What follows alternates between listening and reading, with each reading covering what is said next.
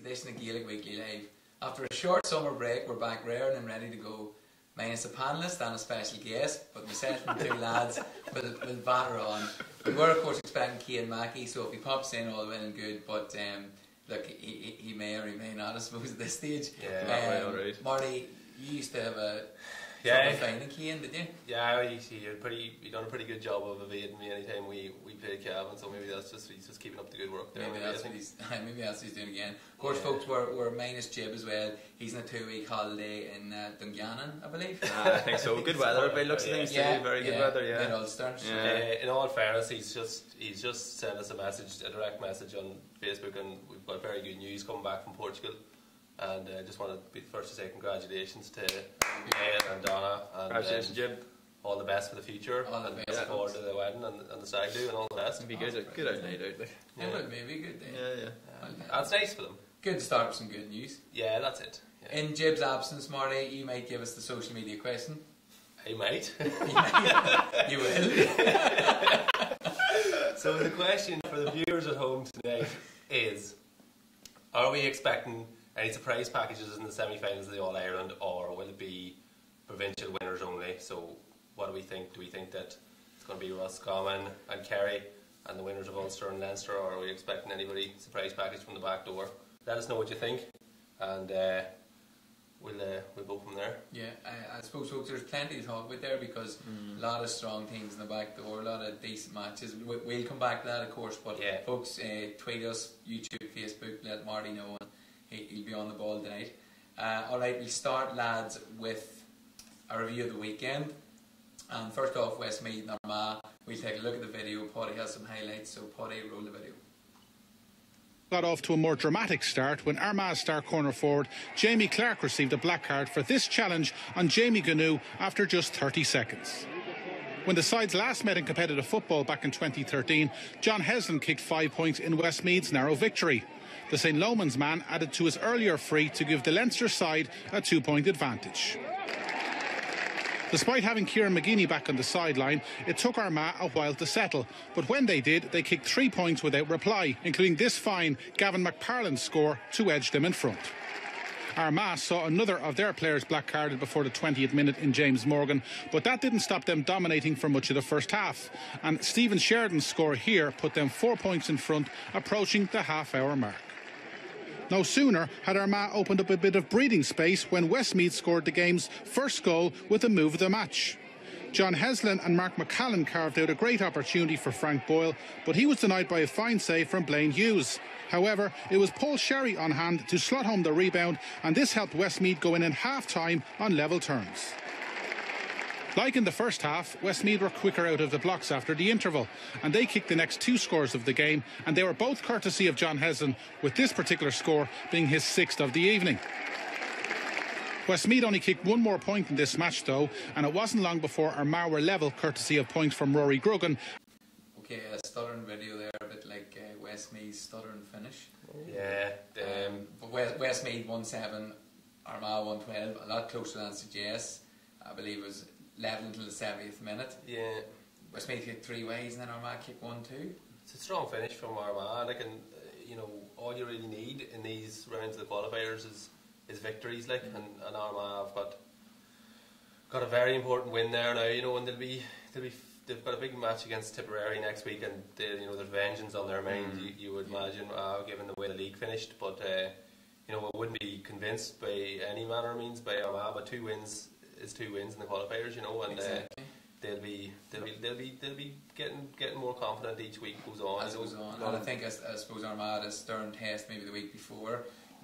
Quality full forward and John Heslin, and the week before they faced another quality full forward from Fermanagh. Yeah. So it's paid off. It is, yeah. 1-7 is all they conceded. The fullbacks in Armagh are really earning their salt, Yeah, they're very good at double teaming now, so they're very double good. Team. Yeah, they're very good. To say they'd be. If they're double teaming to us, does that mean no one's on you? They are serious amount of momentum coming from, as you said, they're coming in the 70th minute, and it was a drawing game, and Westmeath, missing those chances, and then, getting the goal from Ethan Rafferty and then just tagging on the points at the end of it as well. Like, it just, it's kind of turned around their fortunes completely, compared to where they were in the league. The way they lost out late in the Tipperary game, and now they're getting momentum and kind of they're edging out these games now on the winning side. Like, them coming in now next week, and you have to take into consideration down to 14 men, losing Jamie Clark within the first minute. A lot of setbacks, like you said, Rory, that could have kind of put the head down, but no, they drove through. Like, and in fairness, against Fermanagh, I know they were probably the better team, but in the last 10 minutes, well, I suppose after the dismissal of Donnelly, but in fairness, in the last 10 minutes, they really kicked on, like, and they put the game to bed against Fermanagh as well in the last. And I suppose, again, I would be a bit of a killjoy and thinking I don't think Armagh are as good as the victories are suggesting, but as you say, they've got momentum. But the other flip side of that is, they lost to a down team that have since went on and beat Monaghan. So maybe they're not that bad. They're not. And like you need they've had kind of similar teams to themselves in the qualifiers, which is good. It's a good thing. If they were beating like lowly Division 4 teams, then you wouldn't really know. But Fermanagh going from 2 down to 3, Tipperary or Westmeath, they're kind of thereabouts Division 3 team as well. So it's good for Armagh to get teams of a reasonable power and put them to the sword, and that means that the day they get the bigger team, they've got Tipperary. If they can get over that, then they'll be looking at an All-Ireland quarter-final against a bigger team. But they'll have the confidence of 3 wins in a row if they can beat Tipperary, next week. Like, they are going to be dangerous, because it was only a few years ago where Donegal really edged them out by a point in Croke Park. Whenever they got to that later stages in the All-Ireland League, so, they definitely will be a danger to the bigger teams. There is quality there. There is, yeah. So, look, I suppose we talk about them going to Tip next week. We talk about that later. Carlow... The Carlow wagon marches on. Carlow 2-14, Leitrim 13. Paul Broderick with 1-6. Yeah, it was a tremendous win for Carlow, and it's a great story from this year in the All-Ireland. I suppose, we said it earlier in the year, whenever they played Dublin, they put it up to them, for 50 odd minutes, and they were buoyed by that, but again, I suppose the way Carlow will be looking at it, I suppose, like you said, Marty, with Armagh beating teams within and around them, at a higher level with Division 2, Division 3 teams, like Carlow's beaten a struggling Leitrim team over the last couple of years. This year, by no stretch of imagination, Leitrim had a poor year in Division 4. Carlow's got over them now, and it just, I think that's Carlow's year done, personally speaking. Like, Monaghan, isn't it Monaghan this Sunday coming, like, so when Monaghan just completely dispatched Wexford, so I can see this similar sort of result happening again, Same again. I like, in fairness, similar to what we were saying, as you were saying, Barry, with beating London and then beating Leitrim, they've done their job against the teams of their power, and they've got a chance to get a really good crack at Monaghan now next week.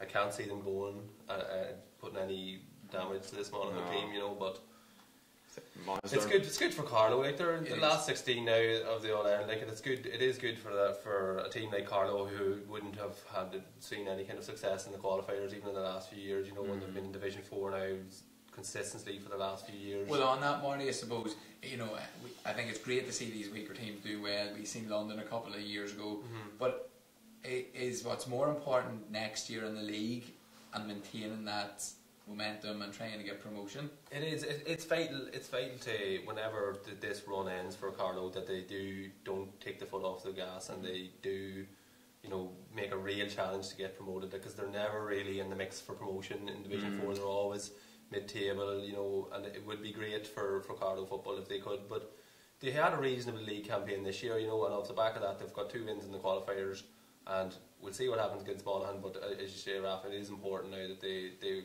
put the work in over the winter and really hit the ground running in Division 4, because it'd be great for a team like Carlow to get up to Division 3, and challenge themselves week in, week out against. Kind of wondering though, when you're saying that, they're like, if you ask supporters now, if you're like a Wexford supporter, would you be saying you'd rather be where Carlow is now in the All-Ireland series and seeing Division 3 next year, or would you rather be in the Carlow situation? It's kind of hard what way it's weighed up like, but they'll both be in the same place next week, so that's you'll still be happier.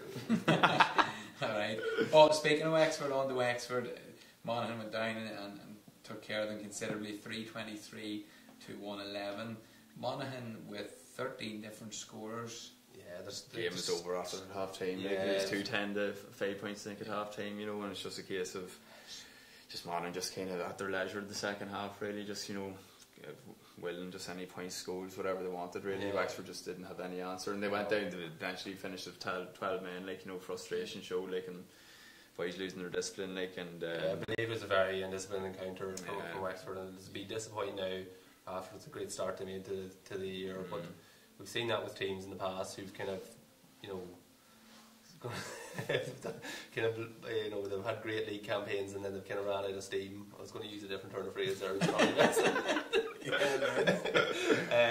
But you know, they run out of steam when it comes to championship, you know, and even towards the end of the league, we'd seen that Wexford had run out of steam, you know. So not a happy return for Banting. No. But you know what's amazing? I remember a few years ago, Monaghan were really in a roll. I remember saying to a boy that, you know, it would be tight between him and Donegal, and he just looked at myself and made him in coxy as if we had two heads. We couldn't see how Donegal would even get close to them. And then last Friday I was speaking to Monaghan supporter, and they said, I said, oh, Wexford tomorrow, I think you'll take care of them. And they were like, well, I don't know. You know, it's amazing how, and that's the supporters, but it's amazing how the confidence can be knocked after, I suppose, when they thought they were probably going to steamroll down. But I suppose it's a bit like last year too long for to fit them in the qualifiers. You know, you can't be too confident. Like, it just depends what sort of kind of mindset you come into these games with, you know. But obviously, Monaghan's kind of seen from last year. Monaghan wants to get to the semi-final of an All-Ireland, and that's where their plan to be. Like, they want to get that next step from. The one problem that Monaghan have is that they're facing down the barrel of a Ulster Championship or Ulster Champion or Leinster Champion in the quarter final, and that, you know, if you're playing the percentages, you're going to say it's going to either be Dublin or else Tyrone, and they've seen that Tyrone team in Dublin in the quarter finals a few times, and it hasn't just worked out that well for them. No, but look, I mean, a good win, so as they're back on track for now. That's it. Okay, next up is Cavan versus Tipperary. We have video highlights of this, so Paddy's going to play it first now. Tipperary's attempts at attack never really got off the ground, while Conor Sweeney was kept well marked. His contribution in the first half was confined to 4 frees, while Cavan's debutant notched up 2 points for his side in the first half. It was the proverbial game of two halves, with the Breffni men dominating the opening 35 minutes. Cavan kept the scoreboard ticking over, reeling off 5 unanswered scores from Tomás Corr, Conor Moyna, Dara McVitie and Martin Riley. Matty McLean's side went in the happier of the two at the break with a 6-point lead, 12 points to 6, and it could have been more had Gearóid McKiernan gone for goal. But Tipperary emerged rejuvenated in the second half, and they found their purple patch. With a few changes, they began to win ball and capitalised with 4 scores in a row from players such as Kevin O'Halloran and Jack Kennedy. Captain Brian Fox also managed to jink over a lovely score. 2 goals in the space of 10 minutes gave their supporters something to shout about. First up, a penalty from the boot of Conor Sweeney in the 56th minute to put them 3 points clear. Then, with 8 minutes to go, Robbie Kiley netted Tipperary's second goal, giving Liam Kern's side a 5-point lead. While the introduction of All-Star forward Michael Quinlivan, who had recovered from injury, gave the Premier further inspiration. Cavan did claw back some scores in the closing minutes, including this one from Shawnee Johnston, but it was too late for them. A resilient Tipperary march on with 3 points to spare. Okay, so a big win for Tipperary there in Cavan. Before we analyse the match, Barry, you have a competition for us? Yeah, guys, just 2 pairs of Peninsula gloves here. If you just like and share the page, we will select a winner at random at the end of the show and let you know. Okay, so like and share, folks. Get in and get your free gloves. Okay, so Cavan 18, Tip 2 15, Cavan 10-4 up. Mad. I think it was a mad 5 minutes in the second half that just completely changed the face of the game, and it's hard to turn around from that kind of a momentum shift, you know, with just the speed of the turnaround, you know. All of a sudden you're 2 or 3 points down after being ahead, you know, and probably coasting into the next round at half time, Cavan. But in fairness to Tipperary, now they've shown great spirit there to come back from, because that's a reasonably good Cavan team, you know, and it was in Cavan as well, wasn't it? It was, yeah. You know, it was a good performance by Tip to turn it around, you know, and they'll be boiled as much as Armagh now, and it'll be an interesting tussle, I think, next week. Tell me this, is it a mental thing with certain teams? You know, you look at Monaghan beat Down, you look at Donegal getting hammered by Tyrone, Cavan losing out the tip after being 10-4 up. You know, is that as much a mental thing, or is it a lack of preparation, Barry? What do you think? I wouldn't thought it's not a lack of preparation, and it couldn't be like not with the amount of meetings and sort of like prep. No, I don't know. Like if you're doing a certain amount of analysing on a team, so you would rather it's a certain players, structure of play, and things like that. There, like, but definitely in terms of the Cavan result, there it'd be just a case of, I suppose, coming in at half time, just looking to play the same way, like, you know, be assertive in the second half, like, and just, you know, try and pop on the first couple of scores. And as Marty really said there, you know, it was a blitz within 5 minutes, and they more or less tagged back straight away what they were down by. And I suppose, you know, Cavan like had a serious scoreline. The 18 points generally is going to win you most qualifying games at this stage, you know. But just shows what Tipperary are all about. Like, you know, they lost players from last year, you know, some of their mainstays from last year, you know, between travelling and just not committing this year. Michael Quinlivan didn't start, you know, and again it was the likes of Conor Sweeney and Robbie Kiley. They kind of drove the team on, you know, and Tipperary, like, you know, they're obviously very disappointed, I'd imagine, from not getting over the Cork result, you know, whenever they're in a winning position there, like, and just the serious team, grit and determination just came through. Like, there's serious quality in the team, so there is. And another man you didn't mention was Evan Comfort, who's suspended. Like, that's right, he's lost, and like, his kickouts are crucial, excellent. You know, they were a really big part of their year last year, you know, but. It's just one of them things, back to what you're on about in terms of, you know, the turnaround and that there kind of a thing. Like, some of it could come down to preparation in my mind. I know, Barry, you were saying things you're preparing, but I think a lot of teams are preparing the plan A, you know, and the plan B when shit hits the fan and you concede 2-5 in 2 minutes or whatever it was, you know. Whatever, you know, like, but you know, whenever things really start to go wrong, like, there's not as much. Like, there was a time whenever you'd see goalies going down and full backs going down, holding, you know, and referees are a wee bit ways to it. But there's not as much of that anymore. Like, that was a big thing about probably 10 years ago.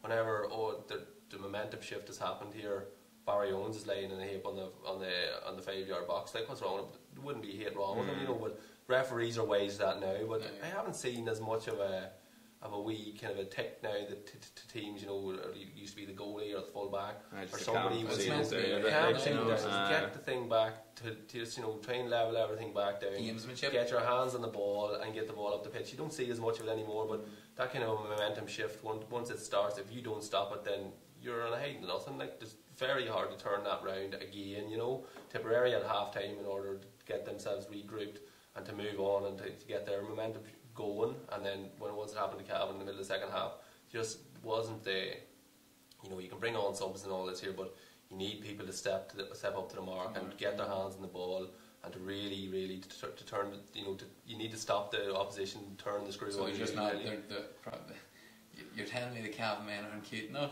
Well, possibly, you know, it's hard to know. Like, there can be a number of things will turn that momentum, you know, but I would say it's preventing the other team's momentum, getting their back up, whether it be full back or goalie laying down, or, you know, you start some sort of a scuffle or a shamoffle to get the thing, you know, just to take the momentum away, to slow the thing down a wee bit, you know. You don't see as much of it anymore. Maybe it's something that teams need to think about, starting a few fights. Fair enough. Fair enough. There's enough fighting. Okay, suppose so. We'll keep an eye on social media, Marty, if you have anything for us to pitch in. Clare 13 points, Mayo 2-14. Seen the first half, fantastic first 35. Again, you know, I don't think it was really down to changes, but just the strength of Mayo pulled away after 40 odd minutes. Yeah, it's just, I think Mayo had the wind in the first half as well, but Clare really hit the ground running, and they were playing some really nice football. Brennan and I'm not sure what you call the other big midfielder were having a great game in the middle of the field. You know, and it was a real good tussle with O'Shea and the Clare midfielder, and it was you know, it was a really good match in the first half. But Mayo conceded a lot of frees. I mean, right in front of the goal. Yeah. You know, I suppose was there lack of sweeper there, or, you know, indiscipline, and you think against maybe the better teams.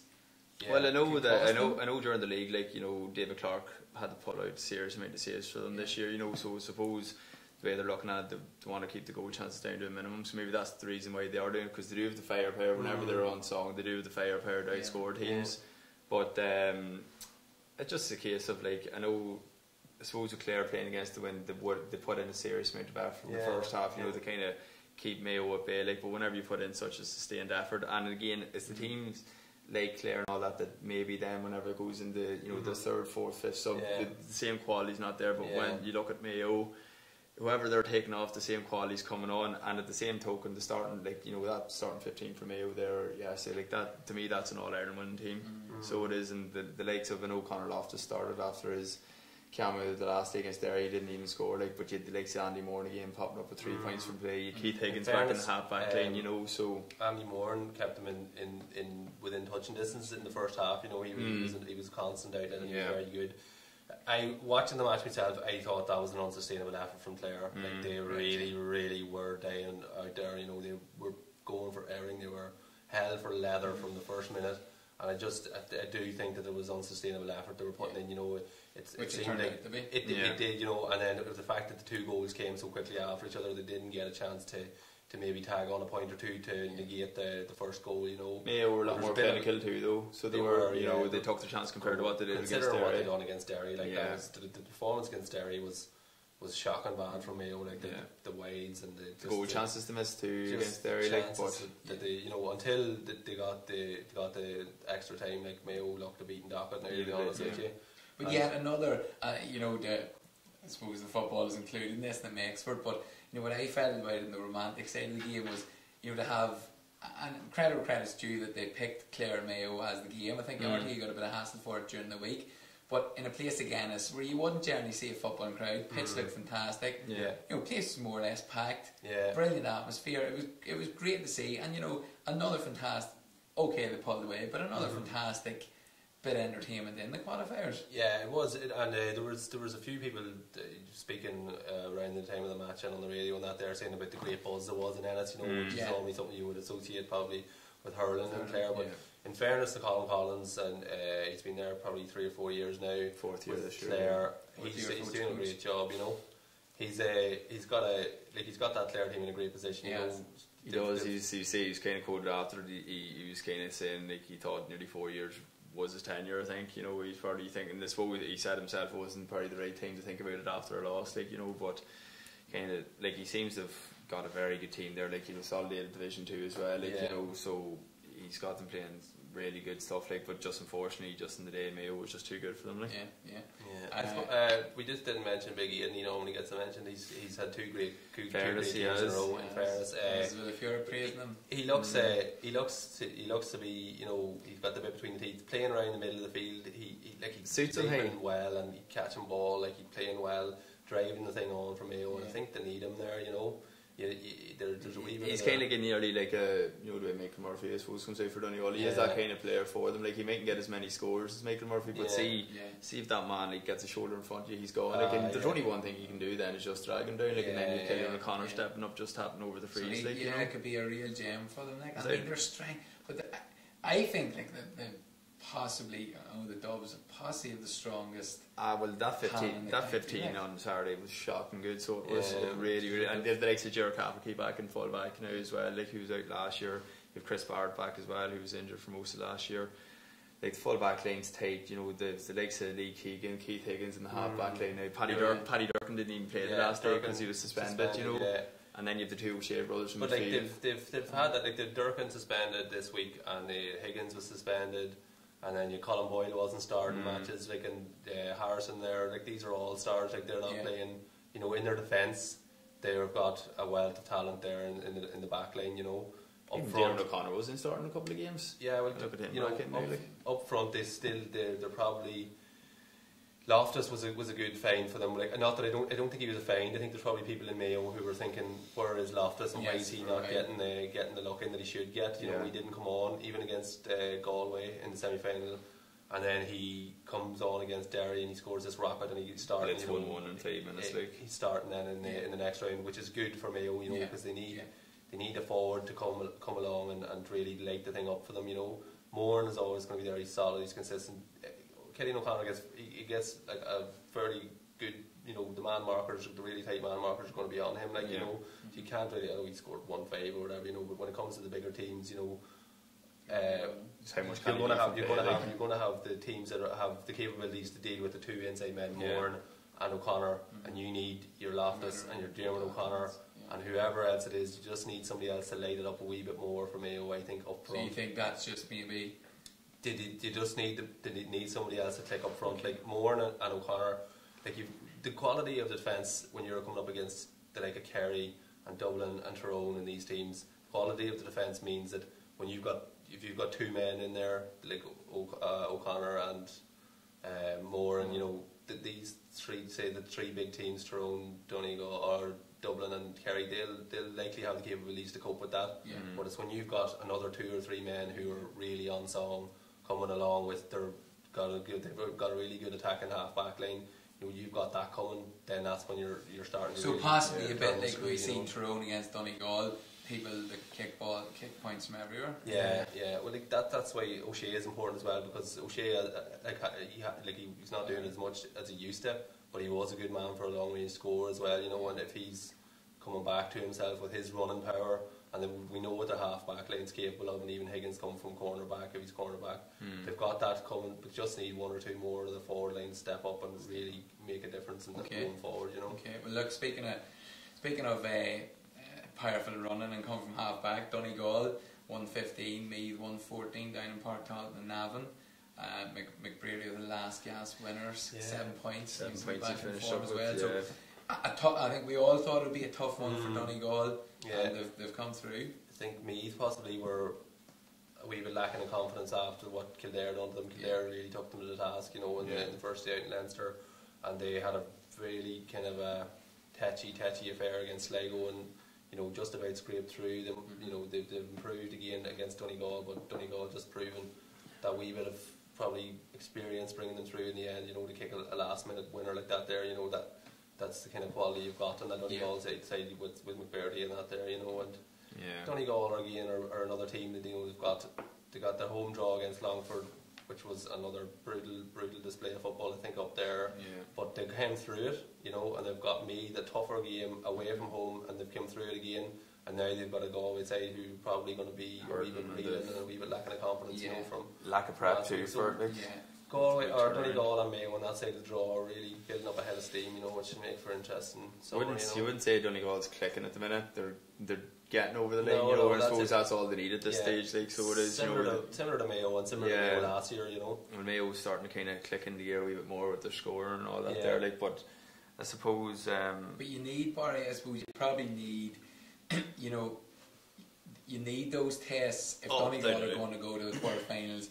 You know, maybe one, as Marty says, to ease them in, then another test, now another test to really get them focused. You know, if whoever they do come across. Well, Galway will be hurt next to the well now, but again, it's this 7-day turnaround, so it is. You know, whether it is tough now. Like, and you know, the first, like, I suppose these Galway boys, they would have had so much emotion after the game, you know, like, and just, you know, downhearted, like, and they'd have, you know, that takes, you know, 2 or 3 days. You'll be back at training Tuesday, alright, and you know, everything will be said right, and the boys do the training, but you're just in the back of your head thinking, Jesus, if only. Well, they have a 14-day turnaround, but does that? But on the same, I think history shows that that's generally not enough. So, you know, either way. I think John Mahan came out there today and just said that he thinks Kevin Walsh has got the hardest job in Ireland now at the minute to try and get this Galway team.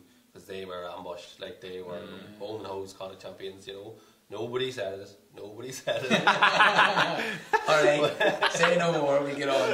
Okay, next up is Gaelic Roscommon, folks. We have the highlights of the Connacht final here, and we'll be back to listen to Marty flow about it after that.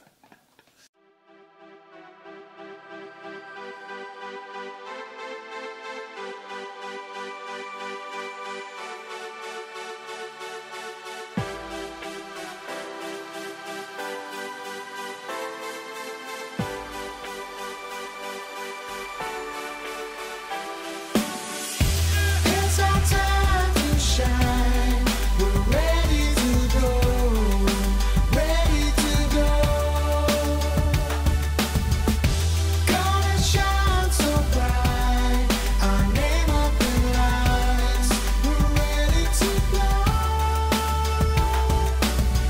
your life, so do with it what you want. Keep the faith strong, your time to shine will come. You're in a race so long, it's time to get in front. We'll get through, how you got to whip, you got to run. Every day another struggle comes, then we hustle and bustle into another one. Bring the love, let it rise like the Sunday sun. In the sky, there's a light that's second number one. So keep that light strong and keep your grind on. To all the people who know, we'll let it shine on. It's our time to shine. We're ready to go. Ready to go. Gonna shine so bright. Our name up in lights. We're ready to blow. I'll be the bad woman, you never see me coming. I'll make the vocal water funk up a little something. I'll be the soul speaker, hear me Mr. Preacher. I'll be the diva who can turn the bass a little deeper. I'll be my brother's keeper, I'll be your mama's seater. I'll make the whole wide world go bright like scarlet if you need to. I'll make you feel. Okay, so a convincing win for Roscommon. Just go to Over Marty. Galway, and Marty, take it away there. I'd say it was about 13 or 14 weeks ago when we were sat in this very studio and people were talking about how poor Roscommon were and how they were going to get relegated to Division 4 and were going away and New York was going to beat them and Get to the point. London was going to beat them. But no, in fairness, it was a good win for Roscommon. You called it, Marty, but you did call it, and you just... No, well, I knew there's quality in that Roscommon team. Like they've got good players. Like they went from Division 4 to Division 1 in 3 years. There, we played them a couple of times. They're a big, strong outfit, and they've got good, strong forwards. And they've even got good forwards at home in Roscommon who are probably sick today because they don't have a Connacht medal in their back pocket. And they had, let's be honest, and what part of the reason you had called it, they had a nice route to the final. They did, yeah. Like they had Leitrim in the semi-final and they were straight in. And sure, like they knew from halfway through the league they were going down. Yeah. And last year in the league, what they done was, as we were talking about Wexford earlier, they blew the beans early and they couldn't keep the thing going on for the championship. Like they couldn't. Instead of this time. Well, you definitely did. But they couldn't. They couldn't sustain it for the championship. And in the end up last year, they ended up playing the league semi-final and getting beaten by Dublin. Then they went out and they were ran out of steam. New York nearly put it over there. This year there was probably a wee kind of an in-house kind of a discussion saying, the league's important, grand, but we're facing down the barrel of straight into a Connacht final here. All we have to do is to get ourselves in gear for that. Relegation or not, we'll take it as it comes. And like halfway through the league, it was the writing was on the wall. That they were going down, and then they had a 12-week break till Leitrim, and then another 3 weeks till. In my mind, it was set up for an ambush, and it's exactly what happened. And I suppose Kevin McStay and the players, similar to the Cork hurlers, when I seen Rowan Nugar tweeting about it last night, saying about how the abuse they've taken and turned around and won, which was great to see. But Roscommon, similar. I mean, I suppose in a smaller county, McStay was getting. Yeah, he got a lot of stick, and there was kind of a few personal things going on for him being a Mayo man, and that's he's lived in Roscommon a long time. Yeah, 20 odd years. He's managed the Roscommon team to win an All Ireland, a club team. But in fairness to McStay, he came out and he had a go at the begrudgers as well. And in fairness to Roscommon and McStay yesterday, they really done the business on the field of play, where they needed to. Yeah, Barry. You've obviously played against Galway. You consider them a really good, strong team. It was an ambush. I assume you were surprised by such a result. I was and I wasn't. Like Marty said, Roscommon's full of quality, and they had a lot of time to prep for the game as well. And I suppose, I know Kevin Walsh came out and kind of says, there's a lot of stuff in the media about, this is a great up and coming Galway team. They're up to Division 1, and Roscommon's this, that, and the other, and they'd beat Mayo, and I suppose they were thinking, it's just a case of turning up. I don't know if obviously that's not the case. Every player takes, has everything done on the right for the game, but it did come across like that there, and I suppose, like you said, Marty, in games, momentum's vital. Like in the start of the second half, Galway really came out and put it up to, Roscommon for 5-10 minutes, but then Stack got the goal, and that's the sort of thing that you need in terms of stopping. I know you said about slowing the thing down, but they just, like, it was Lavelle's kick out again, which was again costly for them. It was just a question on social media here. Colin McDonald, should the referee have blown steps for that Roscommon goal? Yes. Yeah, it was like without a doubt, it was at least 12 steps. And I wouldn't even mind if the man was, but the man wasn't grappling with him. He was just trying to get a hand across. But it was definitely over time again. No, you do, like, always see that, But I suppose Martin Higgins was in, and he said, like, you're really not counting the steps. You're kind of looking to see if the man has momentum. Is there kind of an advantage being played? He didn't put up his hand for an advantage or anything like that there. But to me, that was a free out all day. The thing I would find is that in that situation where two wrongs don't make a right. No. If you're getting an advantage, it doesn't give you the right to overcarry the ball. Yeah, that means your advantage is over because it's a free out. Yeah, exactly. So but in fairness, he probably should have. But just when we're talking about the goals, the first goal Roscommon scored was a peach. That was a beauty. That, like, the pass, the you movement. just see it. The movement was made as your man was swinging his boot near enough. It was inch perfect kick pass, and then just caught it, turned his man, and then that finish was delicious. Beauty. It was really good. It was a beautiful goal. Like, it was nice to see it was, but just shows, like, again, the Connacht Championship. In fairness, 3 different winners in 3 years. It's.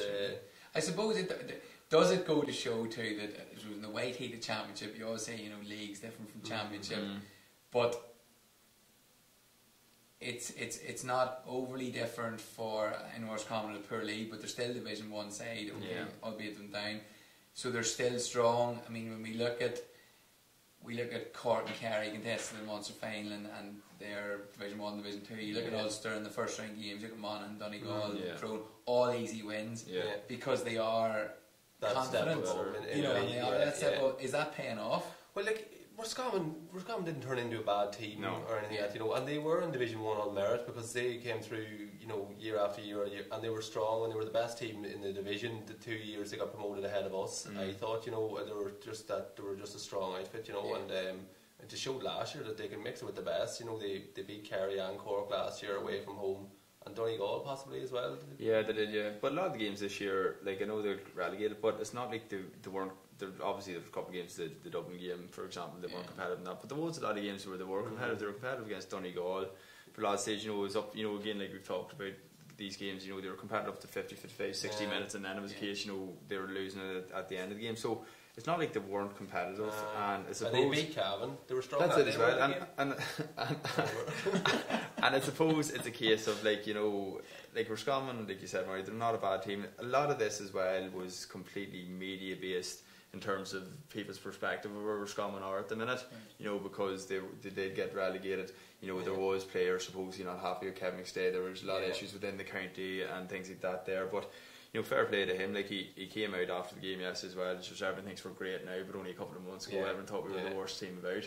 Like a win like that there is going to bring them lads on something shocking. It was a good kind of a positive display from Roscommon too. They didn't retreat. They had the wind, and they went for it in the first half. And in fairness, like, even when Galway did come back in them, they went again, and they could have had more than they got. In front of goals in that second half. The way they attacked, they got to within fist passing over the bar distance like 3 times. I think they put it wide. Fist passing over the bar, that's they were really, really going for it, aggressive in attack. Which is what we were saying is vitally important. It was speed, like real speed of transition and that there. And it was good to see, and it's good for football now. So a great result. So I suppose that leads on to the social media question we have for the folks out there, and I suppose we'll discuss it a bit.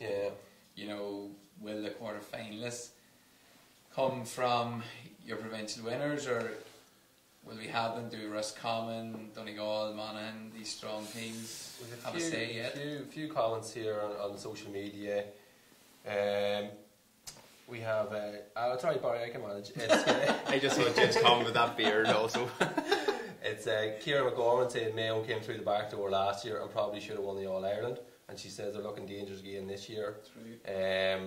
Our Presley saying a Roscommon team was promised so much, finally delivers, which is in fairness, that's true enough. Like, they won, was it an under-21 All-Ireland back in 2007? It's a comment all the way from Glasgow as well. Thanks, Aaron. Good to have you, Aaron. Good to have you. So just So people, just those couple of people comments. happy, I suppose, to see them deliver. Yeah. I suppose Niall Jib Donnelly, I don't know if anyone knows him. He's asking a few questions about this beard. Sorry, do you want to take us through the beard? It's just, what can you say? It just looks good to me, like. Yeah. And do you trim it yourself, Barry? I do, yeah, but like just give a shout out to Matthew Mallon there as well. Like he does do a good job as well. Like cuts hair, does the beard for tenner, like so. It's not Well, bad, we were like. just talking off air, and you were saying you're not getting out.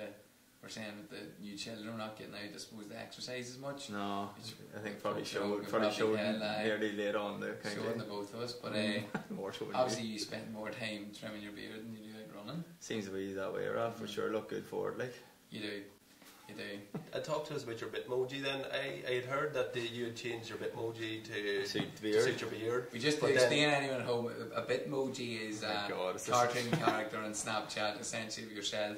So vanity is clear to see. It's so clear can to you see. tell us about your Yeah. Bitmoji?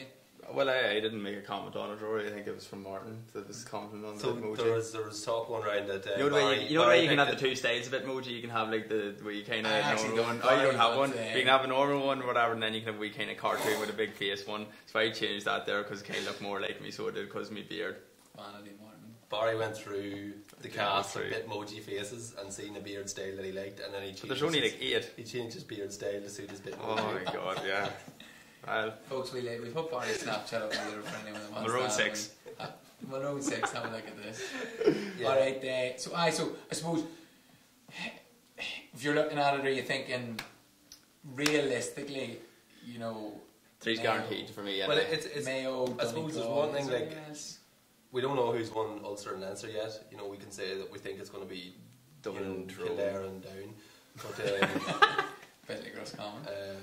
It's just No, well, funny we can that say you we think who's going Yeah. to be, you know, so that's one thing. But I would say that side of the draw you're talking about, Raf, that Donegal and Mayo are coming and they're coming strong. I can't see Cork or Galway putting it up to those teams. You know, I think Galway will just be a wee bit hurt. You know, they'll be suffering after what happened to them last week. And Cork, I don't think, are nearly at the races at all.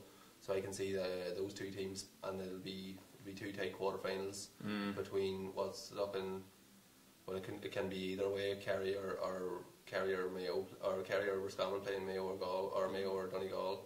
So I think it'll be. If it's going to come out of that side of the draw, I think it'll be that side of the draw. You know. I was in Dublin on Saturday evening at Coldplay. Oh, and right, were you? It was a great concert. And we were talking to Dublin taxi drivers, just asking, you know, well, you do 3 in a row. And you know, they're genuinely quite confident. We'll not say cocky, but we will say cocky. In general, he says, don't know, he says, it's hard to do 3, isn't it? I think the team's changed a bit much too. But like they were saying there before, like Dublin absolutely obliterated Westmeath. Like, you know, they weren't really sure of the forward line. They were missing a couple of their main lads. You know, will they still have the same sort of, you know, drive and all that there? And then you're thinking, what did Dublin put off? They beat them by what, 20, 30 I points? know. Like? Yeah, I know. I think it was like a record win, like over the team who were in the provincial final the 2 years. Yeah, previous, yeah, you know? previously. So, like, you know, like it's between, for me, like, you know, Dublin, Kerry. I'm going to say Mayo again. Like, I think Mayo, like, just going from that team that they had out there the other day, they're full team. The likes of Tom Parsons is even starting at the minute now again with the two O'Shea's in field. Like, so to me, like, we're going to say semi-finalists for me would be, like, at the minute, it'd be Dublin, Kerry, Mayo, Tyrone. Interesting. obviously draw dependent. Yeah, it is Roscommon because we did don't. Roscommon pick someone off. Well, Roscommon could end up, you know, it could end up Roscommon Mayo or Roscommon Donegal, and I think that Roscommon are capable of beating both of those teams. You know, I suppose it depends who Kerry gets. Like that's it. Like could be Kerry Mayo in the quarterfinal of the All Ireland. Will there be a tip? Will there be a tip of 2017? There's a chance with it. I don't know. There's a lot of strong teams. Will it be tip? It could be tip. It could be tip. In fairness, what we're saying is that we think that Dublin and Tyrone are going to come out of those.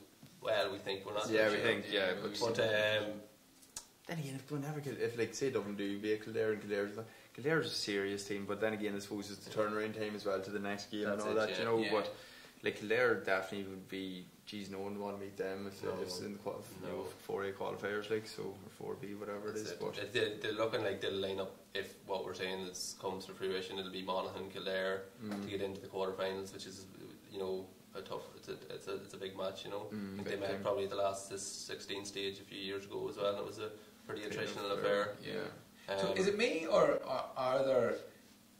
I know you always say there's only maybe 2, 3, push 4 can win the All Ireland. You know, everyone else dreams of it, and that's the romanticism of the GAA.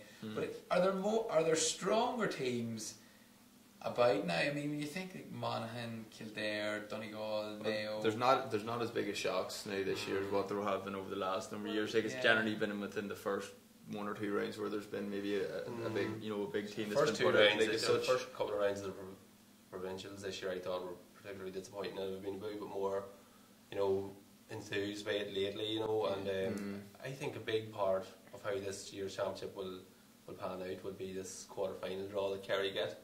Because if you're coming into a quarter-final and you end up getting Mayo, you know, that you're like, that's it, like, you're starting from the quarter-final, you know, you're going to have a tough quarter-final, no matter who you get in semi-final, it's going to be a tough one, and then you end up like having to meet, you know, Dublin in the final, or could they meet Dublin in the semi-final, not sure which way it works out, like, but if Kerry get Mayo in the quarter-final, it'll make for good news for Dublin. Yeah. Very good. Yeah. And they've Kerry back to win the All Ireland, so. Yeah, I would have been fancying Kerry as well now myself, to be honest with you. I'm still the one issue I'd have with Kerry is, even with the Cork game, they opened up quite a few times for goal chances, and the likes of Dublin, they get in for those chances, they'll take them, like, you know, the same at Mayo. Yes, but there was concern that Dublin weren't scoring as many goals this year up until alright, so I suppose, look, there's so much to discuss there. We could ramble on and on. So you're saying that Mayo are going to break through? I think Mayo will break through from. I'm saying that it's going to be the 4 provincial winners. Yeah, it's going to get there. Yeah. Okay. Oh, you've been right so far. And okay, this weekend then, not as busy a weekend, funny enough, but Tip, Armagh travelled to Tip in the qualifiers. How do we see that one going? Jesus, I don't know. A big sale will be if Quinlivan's fit to start. I think Tip will win easy. I don't know if they'll win easy or not. Like, I would think Tipperary, the way that they're going, I think that they will win. Like, but I think it'll be a very tight affair. Like, it'll be something similar to what it was in the league game. So it was, you know. They know each other quite well. They do know they'll be set up well for each other. Like, it'll be a war of attrition. Like, but just think. Tipperary, I think, just whenever they've Conor Sweeney and Quinlivan in form, like, I think they're a very, very tough team. Yeah, I think Tipperary will squeeze past there as well. A home advantage, you know, and I think they'll be, like, that was a huge victory for them against Division 1 outfit Cavan last week, you know. I know Armagh have 2 wins in the bounce now as well, but it's the way they've done it, the way they came back, like, as well. And especially, you know, when you think you're losing Quinlivan for the rest of the season, and then all of a sudden he appears to come off the bench. You know, I think it's a serious lift, like, fancy. It'll be a tight one, but I fancy Tipperary come through there as well. Fancy Tip. Have you played in Semple Stadium? No, I would like to go. I believe it's fantastic setup. Yeah, we might go down to the Munster hurling final some year. Maybe it's in Semple, you know. Yeah. You know, I see. It was Carol Keane, the Right Irish News writing yesterday on Twitter. He says another sad day because every time I watch a Munster hurling final, I cry that I haven't been there. I'm sad I've never been. It's one of them big ones that you would like to go to now, Munster hurling final. It'd be pretty cool, in fairness, like. So that's alright. Carlo home advantage against Monaghan. Carlo will be well up for this. They'll kind of be buzzing. It'll be the same sort of thing as what I suppose the Dublin game was, to be honest with you. It'll be like, you know, they're going to try and keep them contained for as long as they can. You know, how long that is, 40, 50 minutes, I don't know, like, but just with the way Monaghan dispatch Wexford, like, they obviously have their heads cleared this year, like, they're all out to get to at least a quarter final, but then boys be itching to get into the semi-finals in Croke Park, because that's the next stage. You know, they've been in plenty of quarter finals now the last number of years, and they just haven't done that next step. And I can't see anything else apart from a Monaghan win. We have Laura Traynor on here. I think that maybe we've done our sums wrong. She says, having looked at the fixtures and depending on results, could be Kerry v Monaghan in the quarter final maybe. So maybe we got the whole lot mixed up there, did we? Well, I think Connacht and Munster are on the same side, and I believe it's Ulster and Leinster provincial winners, but I suppose that takes away from exactly 4B and 4A, whichever that way that works out. I'm not going to lie, I don't know, Laura. I was very confused before. It's a very straightforward draw, so I don't know why any of us are confused.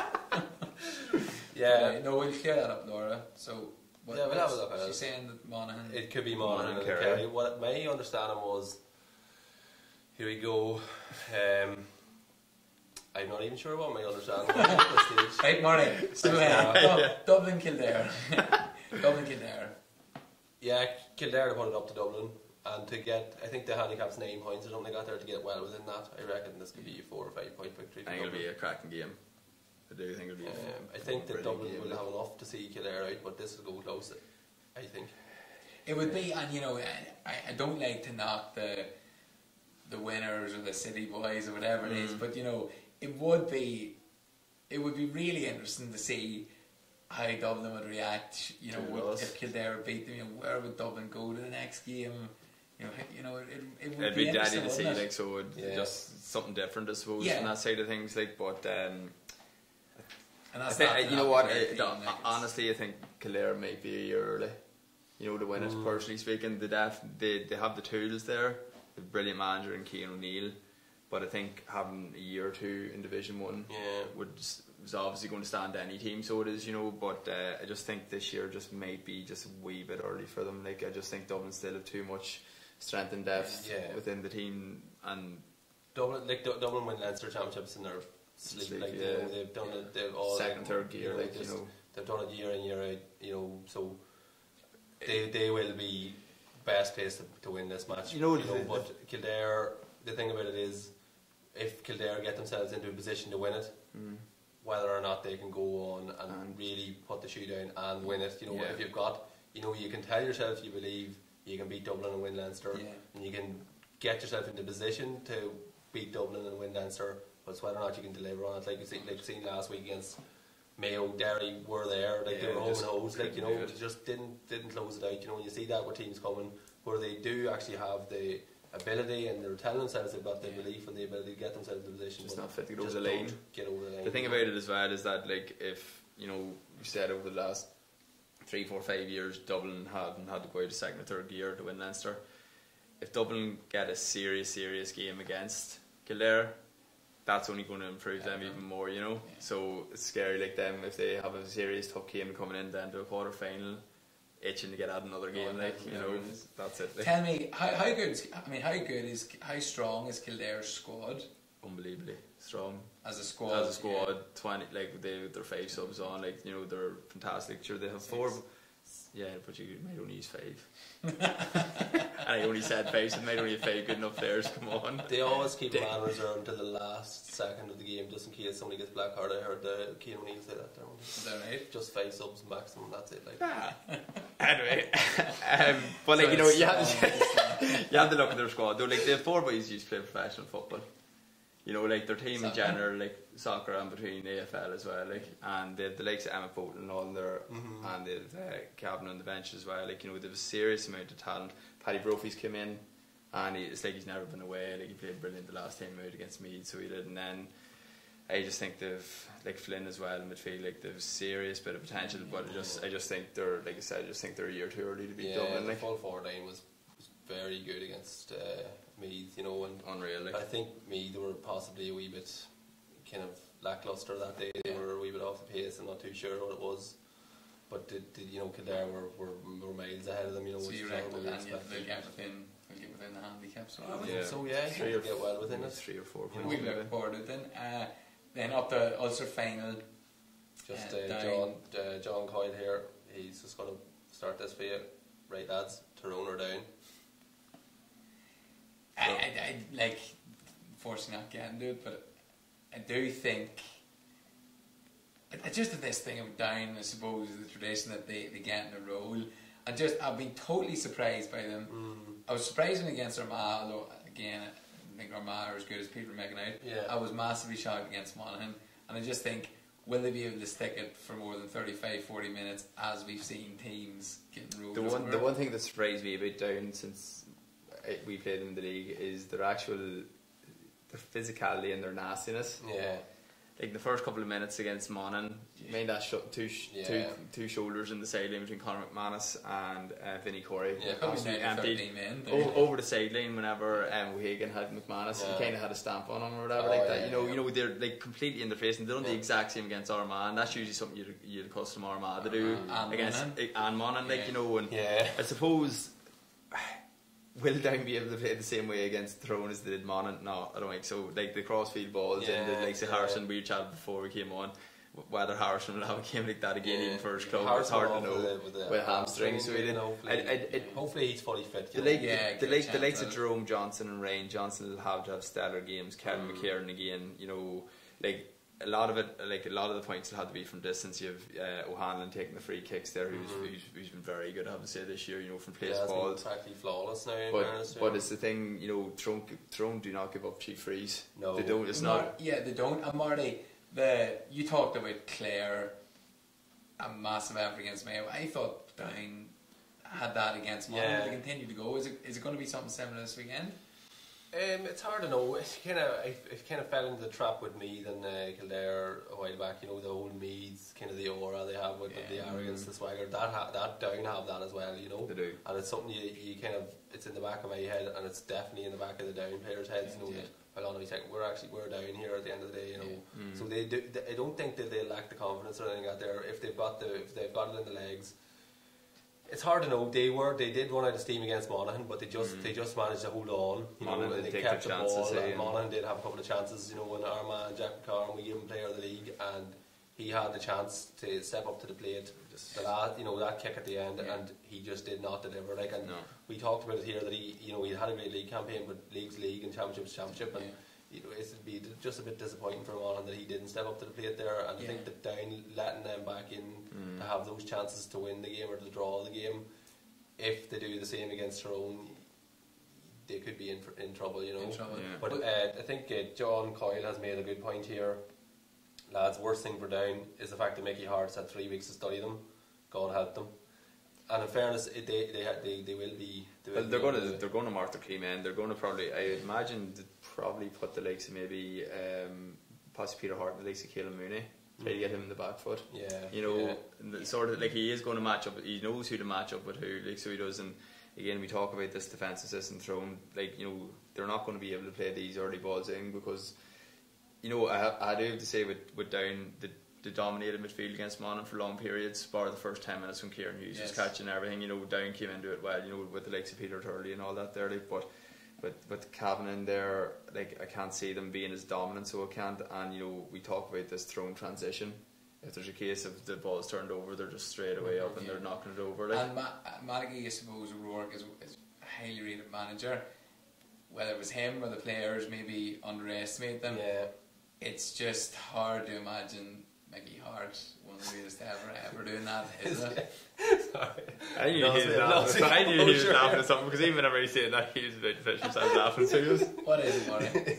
Shane McAloon here. That's too sensible. Is Barry related to Colin Eastwood? Hashtag Patchy Beard. Oh, Colin Eastwood. This thing here. Oh, that's alright, the grey patches? You know the SDLP leader? No, I don't know who that is. Barry watches the sport on TV and that's it. That's it, Mickey Hart, I mean, he'll have them prepared. He will, yeah. Like Tyrone, it's not so fine. You can't underestimate anyone. No, I don't. Like it'll be. I think it'll be a tight game. I think it'll be interesting. I do agree with what John's saying. Is that I thought you were going to say what Speed said. No, I agree with that too. But I do agree with what John's saying. Is, you know, that they caught Armagh. Well, Armagh and Down is always going to be a tight match. They caught Monaghan on the hop and they ambushed Monaghan to a certain extent. You know, the thing about Roscommon doing that in Connacht is they only had to do it once. Whereas Down are coming up to Ulster now, or in Ulster now, they have to do it twice. You know, they've ambushed Monaghan. It's very hard to turn around and do that again. You know, the biggest issue Down has is that the 2 games that they had, first game in Newry, tight venue, athletic grounds, very tight pitch, Clonus, wide open spaces, and that's what Tyrone are made for. So they are like getting in, running the channels and all that there. Like, and I just think Tyrone will have far too much for them. They haven't really been tested in the way that Down have. You know, Down have had 2 tight games. Like Tyrone have had 2 cakewalks. Like, you know, So in fairness, like down, I think it'll be another tight one, you know. A tight one is in... It'll be tight. tight one to 40-48 minutes, or I mean tight. Tight, draw game, like tight. Right? Yeah. How much tighter are you? Okay, there you are. Right, that's grand. Look, I suppose that's most of the show wrapped up. We'll run with the bet this week. We've a comment here, sorry, because on social media it's hard to keep up. Come back, Jim. From Niall Jim Donnelly himself, the man himself, Roscommon man Shane Cummings has told him that Roscommon lull everyone into a false sense of security, be playing muck football 90% of the time and pull the finger out when it's needed. That's a good tactic. Fairly good tactic, yeah. But I think it's a good tactic that works in Connacht. It is, I can't see it in all Ireland. It won't work in Ulster, you know. So Laura Trainer's back on here as well. So we might get Laura employed to be our take over this from Jade. Person, yeah. So Monaghan can't play down into the semis. If Down loses Tyrone, that's fine. That's okay. No, we do that anyway. Yeah, thanks, Laura. Okay. Thanks, Laura. I think that if Monaghan, I thought Monaghan were destined to get Dublin though. No harm, all the stuff you were saying before we came on the show, I just know half the what you're on about. We'll not Maybe speculate. you should do your own research, Barry. We'll not speculate. Right, lads, we're going to have a bet to wrap things up for the weekend. Marty. Michael Kerr just wants to say, let Raf know that Rafa was just beat at Wimbledon and Love Island's starting soon. Thanks, Mickey. He enjoys that, and he also wants to thank Cian Mackey coming on. Great crack there, so he was. And Mickey actually played with Cian Mackey, I believe, at the FA Cup. Alright, what? Moons ago. What's that? Tennis? Soccer. Alright. Soccer ball. Alright, so we're going to go with this bet, Marty, unless we don't else on social media. Anybody else? Barry, Right, we got Barry, Marty, what's your bet for the weekend? Who's playing? Yeah. Give us the games. Tip Armagh, Carlow Monaghan, Dublin Kildare, Down Tyrone. I'm going to say Monaghan to win by over 10 points. On over 10, okay. Tip to win by 3. My bet is going to be tip 3 exactly, or 3 or more. 3 exactly. That'd be exactly if you want to make money. If you want to make money, like. Alright, I'll go with. I'm already. Do you know what? I'll go with your +9 tip. Dublin Kildare. So Kildare to get within 9 points. Yeah, I think that was the handicap anyway. And it's probably squeezed now, saying as I've tipped it to go in. Most probably, after that Roscommon. Yeah. Roscommon will I be think back. Kildare's probably favours now. The Sure, odds are fine. obviously, It'll be even money for a draw. She's been no time till you're down North hey. Damn you. No time. I wouldn't go down to them. I don't have a 3-piece suit. Just go down Okay. to more clothes. Good. Alright, lads, look, good win. Didn't miss Jim at all, Jim back. I don't know, hey. You know. You get on the best. Look, folks, Jim will be back from his holiday in the Ghana next week. So Be in some colour, hey. He'll I have fair a colour. retweet here from Aidan Breen. Who or what is Stormzy? That was my tweet earlier. That's Who kind or of is unrelated, Stormzy? you know. That's my We'll own. leave that in the match of the day. Alright, so lads, look, have a good week. We'll be back next Monday, of course, as always. Thanks, Rory. Hopefully the bet comes up. Yeah. Alright, folks, thanks for tuning in. We'll be back next week, as always, at 7:30. So keep tuned on Facebook, on Twitter, and on YouTube for all the latest news. Good night. So that was a giggly affair, right?